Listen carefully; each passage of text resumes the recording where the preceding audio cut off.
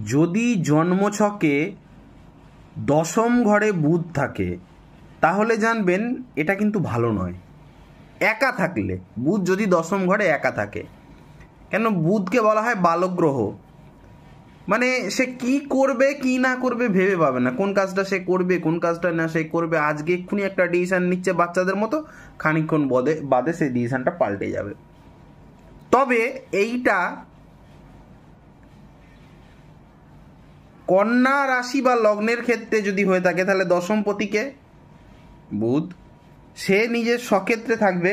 কিন্তু যে ক্ষেত্রেই থাকুক না কেন, যদি বলেন কন্যা লগ্নের ক্ষেত্রে বা কন্যা রাশির ক্ষেত্রে কি এটা অ্যাপ্লিকেবল না অ্যাপ্লিকেবল, সে একটা দৃঢ় কোনো সিদ্ধান্ত নিতে পারবে না, সিদ্ধান্তহীনতায় ভুগবে যতক্ষণ না কোনো গ্রহের দৃষ্টি তার উপরে পড়ছে বা কোনো গ্রহ সঙ্গে না থাকছে। তাহলে মানে কি বলবো, মানে সে অনেক কিছু ভাববে, স্বপ্নের মায়াজাল বুনবে, এই করবো হ্যান কারেঙ্গা ত্যান কারেঙ্গা, অথচ করতে কিছু পারবে না, কর্মে তেমন একটা সফলতা পারবে না দশমপতি হয়েও। কন্যা লগ্নের ক্ষেত্রে একটা উদাহরণ দিচ্ছি, কুম্ভ লগ্নের ক্ষেত্রে ধরে নিন, কুম্ভ লগ্নের ক্ষেত্রে দেখা যায় অষ্টমপতিকে বুধ, সে ধরে নিন বৃশ্চিক রাশি জলরাশির ঘরে বসে আছে, এবং বৃশ্চিক রাশিটা হচ্ছে মঙ্গলের ঘর, মঙ্গলের সাথে বুধের একদমই জমে না, মঙ্গলের সঙ্গে বুধের একদমই জমে না। তো বুধ মঙ্গলের ঘরে বসে রয়েছে অষ্টমপতি হয়ে।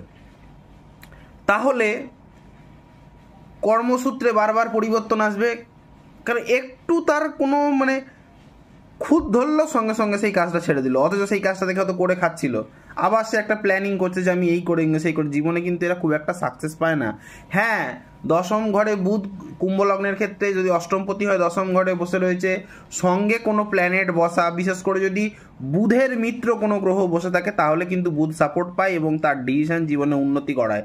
নাহলে দশম ঘরে বুধ কিন্তু অ্যাকচুয়ালি ভালো নয়। ভিডিও ভালো লেগে থাকলে লাইক করবেন, কমেন্ট করবেন, বেশি বেশি করে শেয়ার করবেন।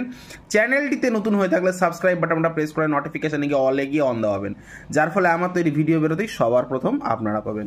আজ এখানেই রাখলাম।